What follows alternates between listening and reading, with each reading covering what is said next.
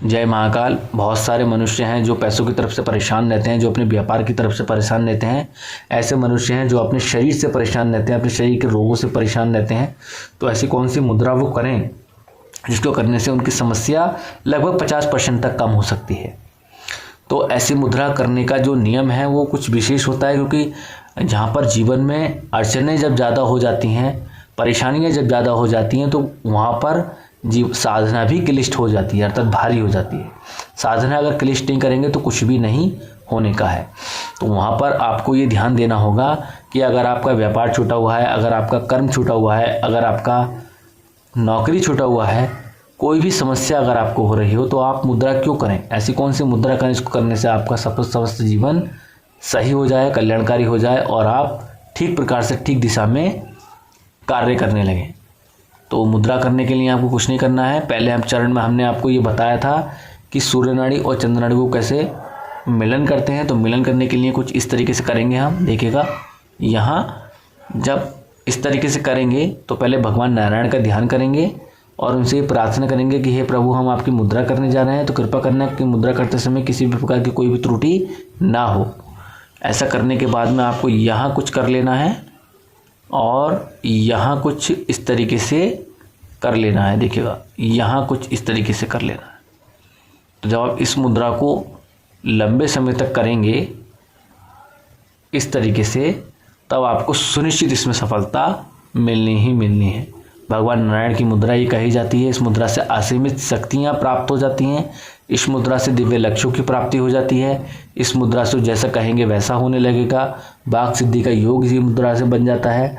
बहुत सारे चमत्कार इस मुद्रा में हो जाते हैं, क्योंकि ये महामुद्रा हमने लगाई है। और हम सिंगल मुद्रा अगर लगाते हैं तो कुछ इस तरीके से ये मुद्रा लगाई जाती है, जिसमें हम अपनी कंष्टिका और अनामिका के बीच में अपना अग्नि तत्व रखते हैं, जिससे हम ये अधीन बना लेते हैं अपने तीनों तत्वों को। क्योंकि मनुष्य विज्ञान में, मनुस्मृति में इन तीन तत्वों का बहुत बड़ा महत्व माना जाता है।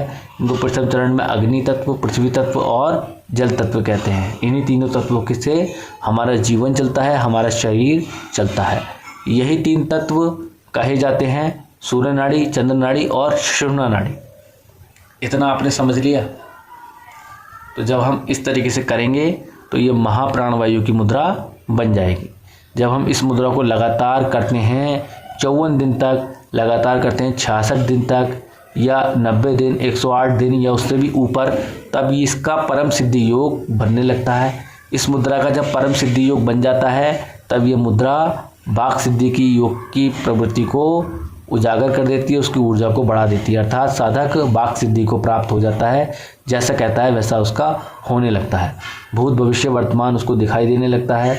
तमाम सारे चमत्कार उसको दिखाई देने लगते हैं। जीवन में सुख, समृद्धि, कांति, वैभव, शांति की प्राप्ति उसको होने लगती है। तो बहुत सारे साधक ऐसे कहेंगे कि आप इस मुद्रा को करते हैं तो क्या आपको ऐसी सिद्धियां हुई हैं, ऐसा आपने देखा है कभी? तो मैंने ऐसा देखा है या ना देखा है उसका तो बात अलग है, लेकिन आप इसका अच्छा अनुभव कर पाएँ तो ये आपके लिए बहुत बेहतर और बहुत उत्तम है। तो आप पहले इसका अनुभव करें, मेरी तरफ ना देखें कि मैंने ये मुद्रा की है या ना की है। अगर आपको इसका गलत परिणाम लगता है या परिणाम में आपको कोई दिक्कत परेशानी होती है तो उस मुद्रा को ना करें, ना ही हमारे बताए हुए मार्ग पर चलें, क्योंकि अगर आप ऐसा करेंगे तो दिक्कत में आ जाएंगे।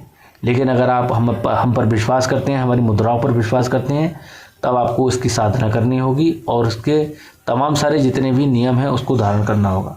वो हम डिस्क्रिप्शन में बता देंगे और इसका दूसरे पार्ट में हम विशेष मंत्र शैली लेकर आएंगे, जिसके बारे में बता करके इसको जागृत करने का मुख्य तरीका आपको बताएंगे। क्योंकि मुद्रा जागृत होने से ही प्राप्त होती है, इससे जागृत होने से ही इसमें समस्त जानकारी हमें प्राप्त होने लगती है, सूक्ष्म व्यवस्था में प्राप्त होने लगती है। तो मिलते हैं अगली वीडियो में एक नई मुद्रा के साथ में। तब तक के लिए आप बने रहिए हमारे साथ में, हमारे चैनल के साथ में। अधिक से अधिक हमारे चैनल को शेयर करें और सब्सक्राइब करें, ताकि अधिक लोग हमसे जुड़ें और लाभ प्राप्त कर सकें। जय महाकाल।